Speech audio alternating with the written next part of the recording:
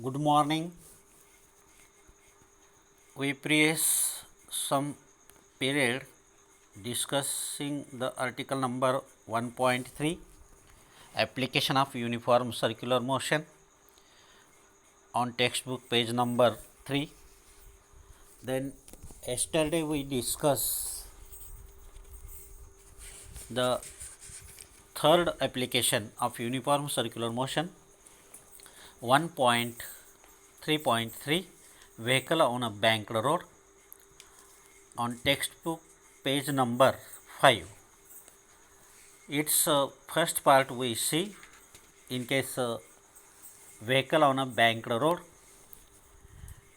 and its expression we determine safe velocity under root rg tan theta. This expression here above shows. Now today we discussing second part. It's continue same page, textbook number 6. Number C, speed limits. In this case, speed limits, there are two types. Number one, lower speed limit, and number two, upper speed limit. Here below shows first figure lower speed limit and upper speed limit shows in second figure. In case same way as like banked road, vehicle on banked road. In figure shows in blue color rays both figure, which is equal to the vehicle on a banked road. In banked road also we take weight of the vehicle mg, which is downward direction, and next component normal, which is upward to the vehicle and perpendicular to the road. Same way here also shows as like this normal perpendicular to the road, this normal perpendicular to the road and directed upward direction. Then also second component at center gravity of the vehicle mg weight downward direction. Here also mg weight downward direction, mg. Then next thing we also discuss in banked road same way here the normal component resolved into two component. Number one, n cos theta in upward direction in both figure, n cos theta in upward direction, and number two component n sin theta along the radius curvature towards the center. Also here n sin theta directed to center of the road, which is along the centripetal force and which is balanced to the centripetal force. That means n sin theta is equal to centripetal force, and also the n cos theta, which is balanced to the mg weight. Here mg weight. This explanation we discuss in vehicle on a banked road. हे same निळ्या अक्षरामध्ये रे diagram जी काढलेली आहे ती आपण बँक्ड रोडमध्ये शिकलेलं आहे. आता इथे या सेकंड पार्टमध्ये काय नेमकं बदल आहे, तर बदल असलेला भाग इथे लाल रे डायग्राममध्ये दाखवला आहे, रेड रे डायग्राम.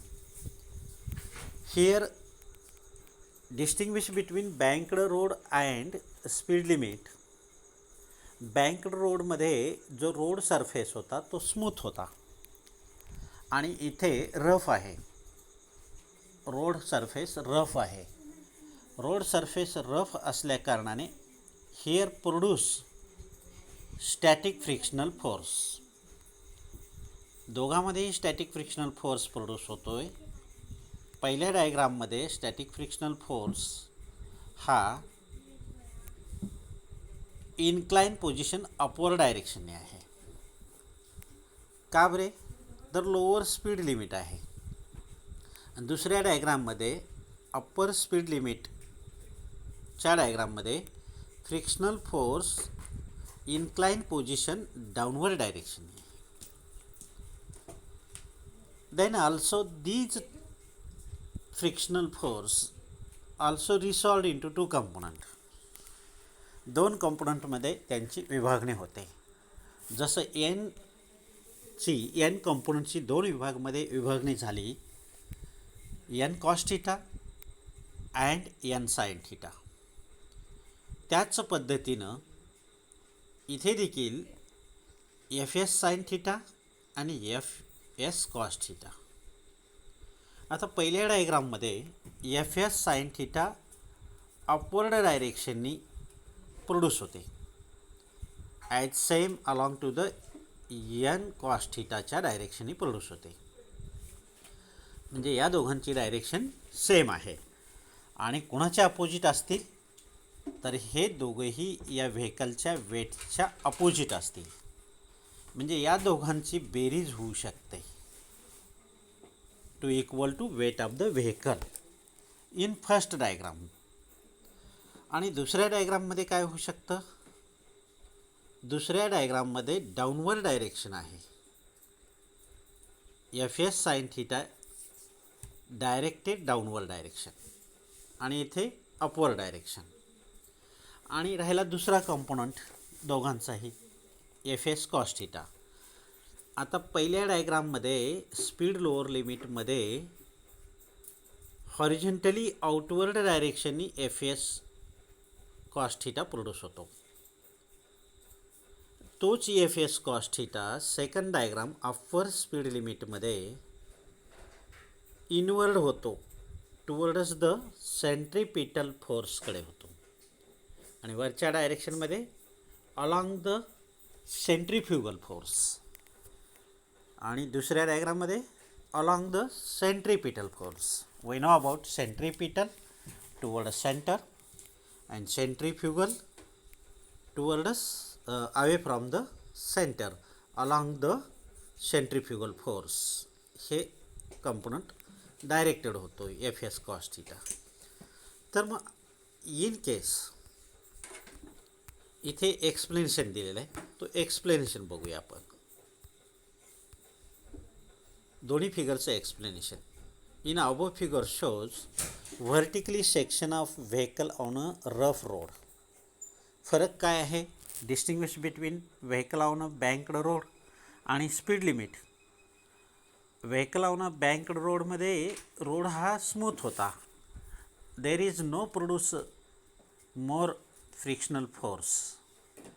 तिथे coefficient of friction mu S 0 आहे. But here road is rough. इथे रोड रफ असल्यामुळे इथे फ्रिक्शनल फोर्स प्रोड्यूस होतो, coefficient of friction mu S produce होतो. Next thing here in both figure we discuss above the weight of the vehicle here mg acting downward direction. दोन्ही डायग्राममध्ये आपण आत्ताच पाहिलं, तुम्ही पुस्तकात किंवा तुमच्या नोट्समध्ये पहा. दोन्ही डायग्राममध्ये weight of the vehicle mg downward direction आहे from the centre of gravity. हे एक पाहिलं. आणि दुसरंही डिस्कशन केलं आहे पण normal reaction which is acting to the perpendicular to the road. Normal हा कधीही रोडच्या परपेंडिक्युलर असतो. बँक्ड रोडमध्येही परपेंडिक्युलर टू द रोड आहे आणि इथे या दोन्ही डायग्राममध्येही परपेंडिक्युलर टू द रोड आहे. आणि त्याचेही दोन कंपोनंट पडतात आणि ते दोन कंपोनंट आपल्याला माहिती आहेत. बँक्ड रोडमध्ये शिकले, आत्ता डिस्कशनही केलेलं आहे. N sine theta which is directed towards horizontally असतो, पण तो सेंटरकडे, सेंटर ऑफ कर्वेचर याकडे असतो, म्हणजेच which is along to the centripetal force, centripetal फोर्सला तो प्रोव्हाइड करतो आणि त्याच डायरेक्शनने असतो. आणि त्याचाच एन नॉर्मलचाच दुसरा कंपोनंट एन कॉस थीटा, आणि एन कॉस थीटाची डायरेक्शन काय असू शकते, अपवर्ड डायरेक्शन. अशा टाईपचे 2 कंपोनंट आपण शिकलेले आहेत, बँक रोडमध्येही शिकलेले आहेत आणि इथे पण शिकलेले आहेत. आता त्यानंतर जो वेगळा भाग आहे ते वेगवेगळ्या फिगरचा भाग आपण इथे डिटेल घेणार आहोत. मग वेगवेगळ्या फिगरचा, पहिल्या फिगरचा वेगळा भाग काय आपण शिकलं, frictional force produce inclinely upward direction. आणि दुसऱ्या डायग्राममध्ये काय शिकलं आपण, frictional force incline downward direction असं शिकलेलं आहे. मग आता त्या संदर्भातलं आपण इथे माहिती घेऊया.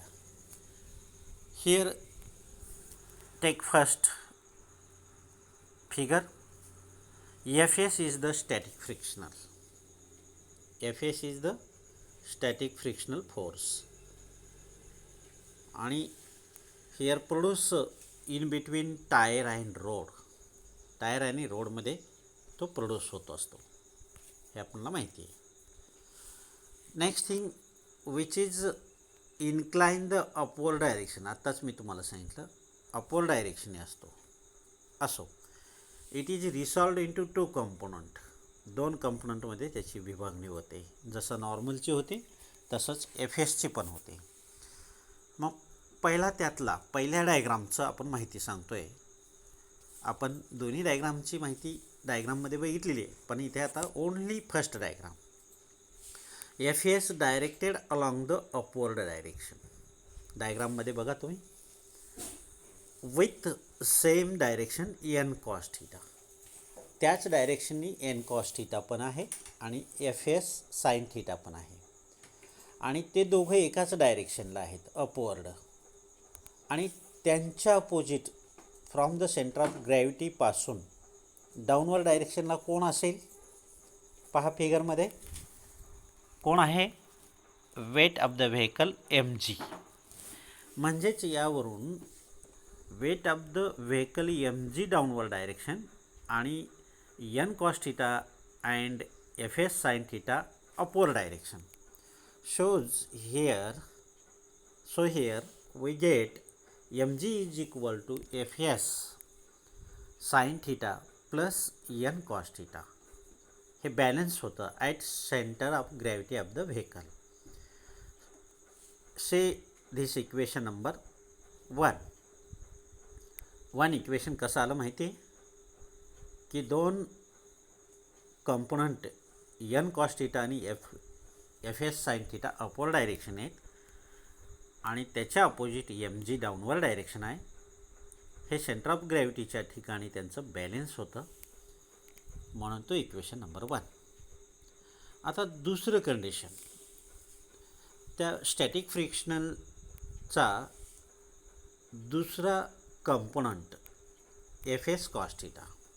आता Fs कॉस थीटाची डायरेक्शन काय असेल, Fs cos theta is directed horizontally outward direction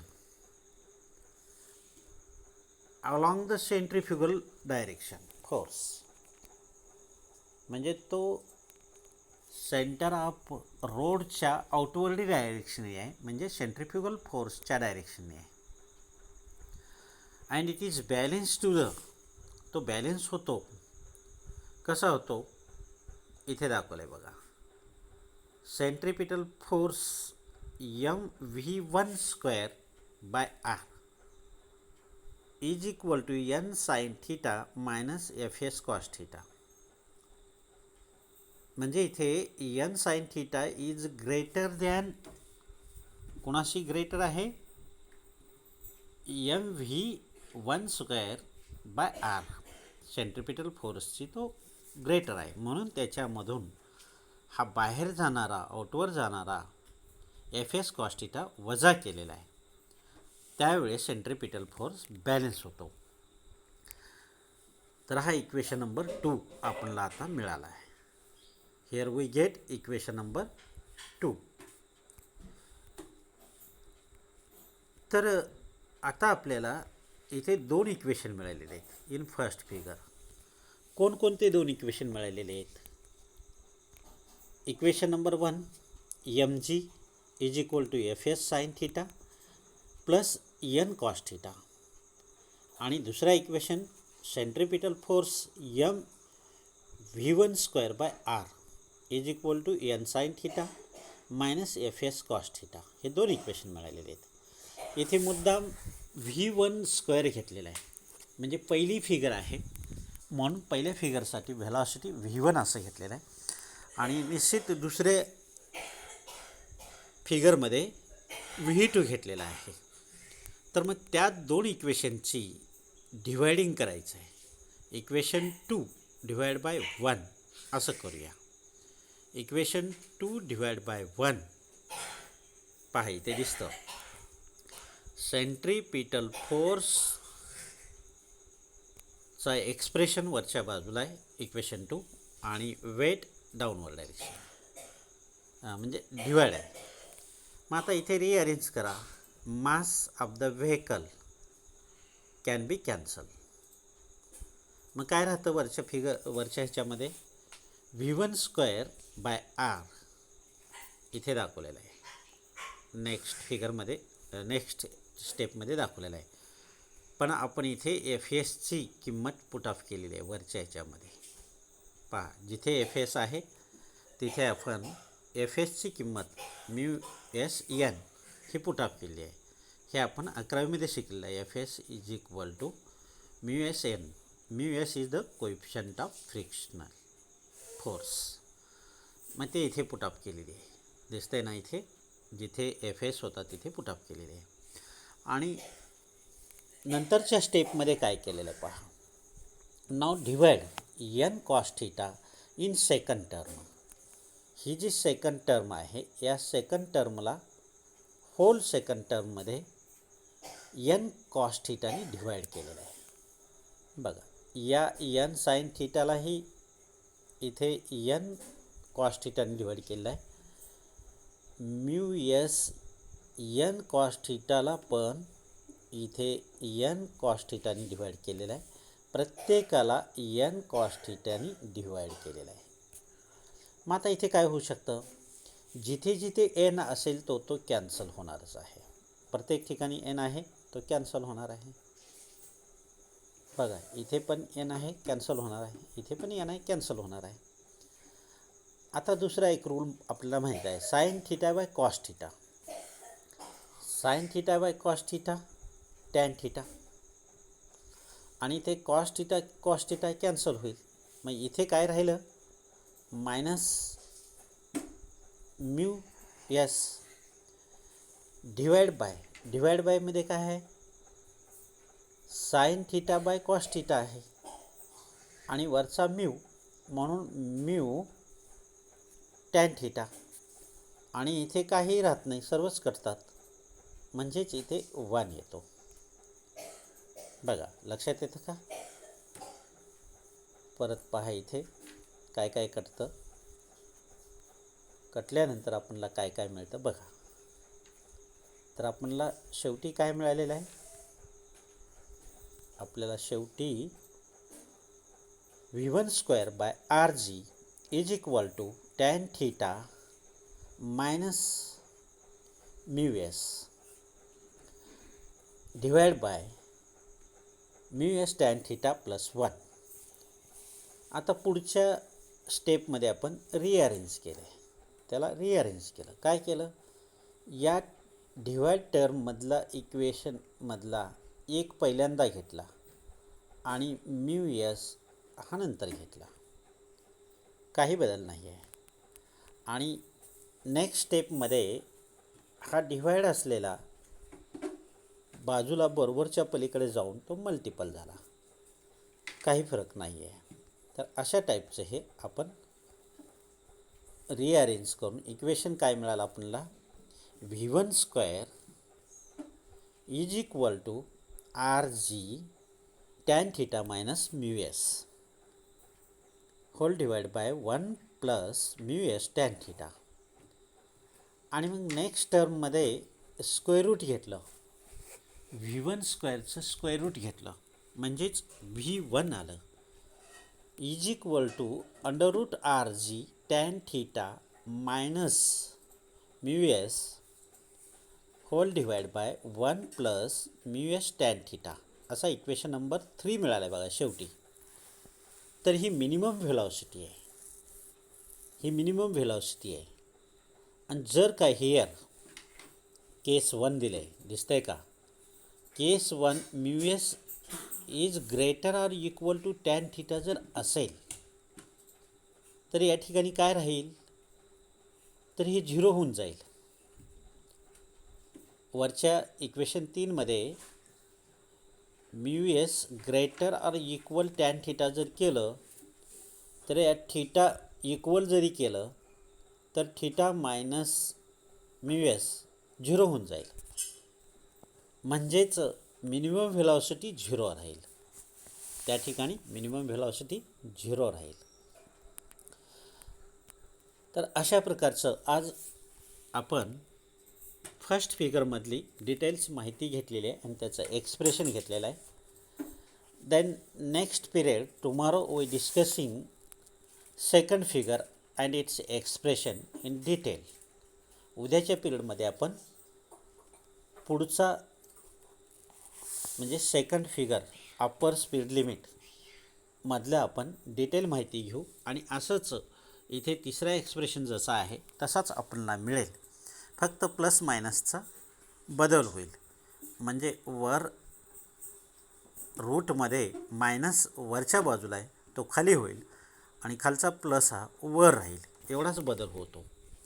अशा टाईपचं आज इथेच थांबूया आणि उद्याच्या पिरियडमध्ये पुढच्या फिगरची माहिती